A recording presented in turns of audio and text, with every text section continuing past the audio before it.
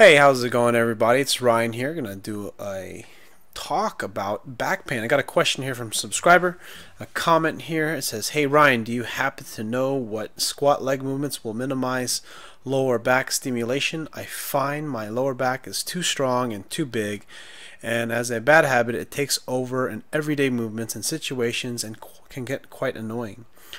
I want to bring up my legs and not my lower back. Maybe this is a posture issue, who knows?" This is a comment by RY4NX. Alright, so this is a good comment. This is actually a really good question, and this is actually something I've personally struggled with. Knowing, for those that you know me, I train, I'm a personal trainer. I work with people every day, getting people in shape, and I stand a lot. I stand a ton. And I have always had back tightness. And before I became a trainer, I used to have some back pain too. And when I learned some stuff about anatomy, physiology, the core, hip flexors, tightness, all this stuff, got certification, got education, I started to learn how to fix my back pain and reduce it. However, it never really completely went away throughout the years. You know, I would still have lower back tightness from training people. I used to think it was because I was a little bit overweight. I used to think maybe it was just my hip flexors were too tight and they were impossible to stretch. I really didn't know what it was, and this was like, you know, years ago, more than 10 years ago. So now fast forward 15 years now, I'm in you know, it's my 14th year as a trainer, 15th year I think, and I'm starting to connect the dots and see what the issues are with my lower back tightness. A lot of my lower back tightness from basically doing everyday normal movements went away after I got into powerlifting, believe it or not. After I started deadlifting a crap load of weight, after I started squatting more, after I started you know, benching more and getting really strong and putting on some muscle in a serious way in powerlifting style, I found myself having less and less lower back tightness. And you would think that I have a lot of low back tightness from all the lifting I've been doing. And don't get me wrong, I would still get some from time to time from like some killer high rep workouts in the case I do some back off sets with RDLs or something. But the one thing that I have noticed, and this is something that you can test yourself, if you have lower back problems, the one thing you can test is if you just stand. I'm standing right now at a standing desk, and I were to point my feet so they're fairly straight, maybe turned out a little bit, right? And I just relax, right? So I let my back arch, I let my stomach kind of hang out. And this position here is sort of an exaggerated position for why people have lower back issues. What ends up happening is your lower back tightens, your hip flexors tighten as well, they shorten as well, and you're in this position which is sort of like a beer belly position or a lazy position. And if this is sort of exaggerated, but if you think about standing all day, this is kind of what happens to a lot of people when they have lower back issues. They tend to be stuck in this position. They're lazy, or yeah, I guess you can call it laziness, or just maybe uneducated or unaware. And then how do you fix this? Put yourself in neutral, right? And when I teach posture, sometimes the exaggerated posture is a little too ridiculous. Tuck your hips in, tighten your stomach, squeeze your butt.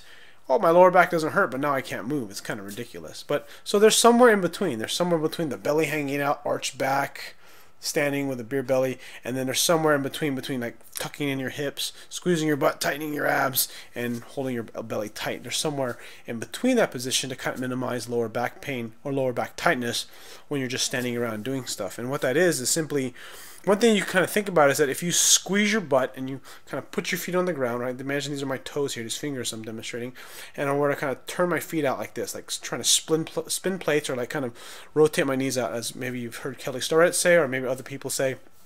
Push your knees out. But of course you're not squatting, you're just standing, so you're just going to kind of if you put your hands on your thighs, you're going to see your thighs move this way, so kind of away from each other. Not a ridiculous amount, but just enough to know that there is an arch in the foot. And what will happen is your butt has to contract, and what that does, it pushes your hips into neutral, right?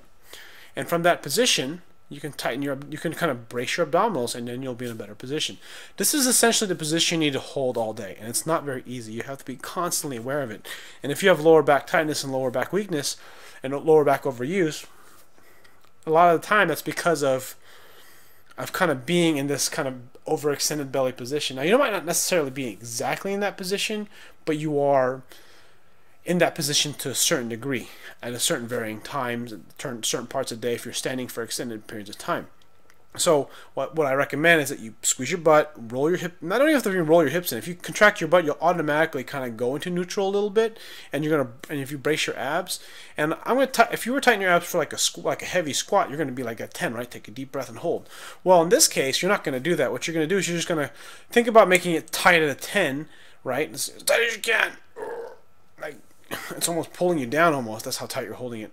But what you really want is you want to be around a 4 or a 6, somewhere at 5, pretty much all day long. So that way, when I'm standing here, I should have my butt somewhat activated, but really just my hips in neutral and my stomach engaged. And this will minimize a lot of your issues. This is not easy to do, but it's something to be aware of. So that's kind of why it makes it easy if you put your foot up on like a bar stool or a table. It makes it easier to kind of hold a more neutral position, because a lot of the time, the reason why the lower back gets tight and overused is because of this extended position. So that's just in everyday movements, walking around, standing, picking stuff off the ground. That's it being tight. You're using your lower back as an off-label tissue. You're basically hanging on your vertebrae to a certain degree and letting your lower back do everything, because your stomach is not automatically turning on like it should, and your butt's not turning on like it should. Keep in mind, you may have to over tighten in your butt and your stomach just to kind of get the feel, but you need to be just a little bit on, so that way you can maintain a better position.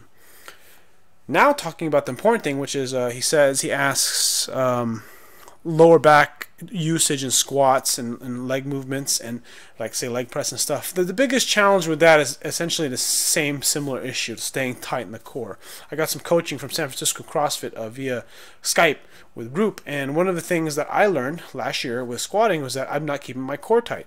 I got up to a 429 squat with knee wraps, and I mean, I was squatting, I was strong, but I would keep running into lower back problems, or I'd run into knee problems. And the truth about what was happening is I was breaking at my spine. I was letting my body butt wink too much. I was going too extended.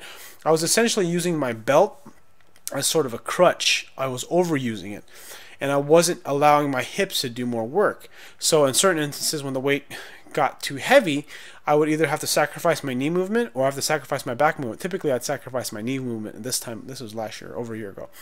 So the thing you want to think about is you have to really focus on bracing your abs. And this is kind of how I learned it, is that you start with a lightweight, maybe, like, I don't know where you're at and what you can squat, but let's say like 200 pounds, maybe like 185.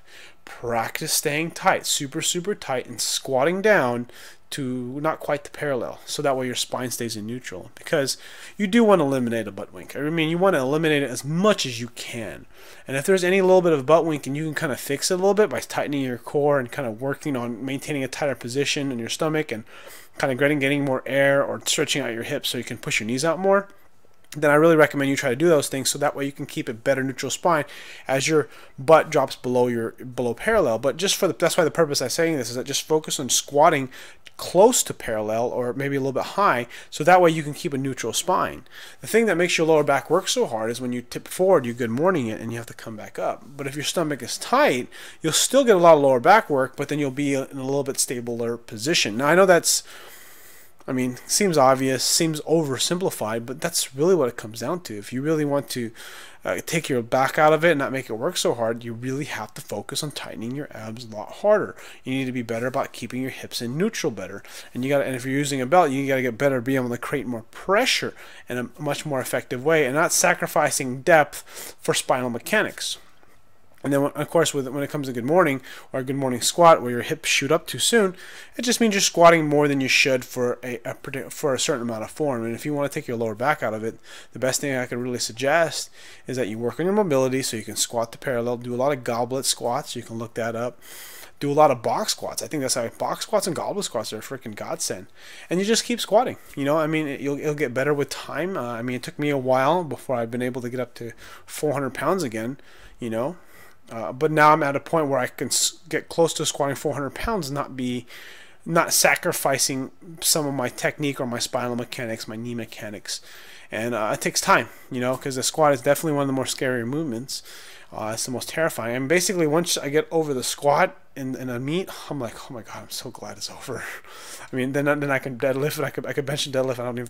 There's a little bit nervousness with that, but if you had to measure how nervous and how much anxiety I get at a meet, it's like 85%, 90% of it is squat.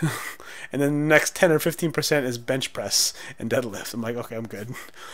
So Anyways, those are my thoughts and my suggestions. I hope these help you out. Feel free to ask another question if I'm not clear about something. Thanks for watching. Click like if you haven't already, and share this with somebody if you know someone that kind of has a back problem and that you want to kind of help them out, and maybe this video might help speak to them. Anyways, thanks for watching, and I'll see you guys on the next video.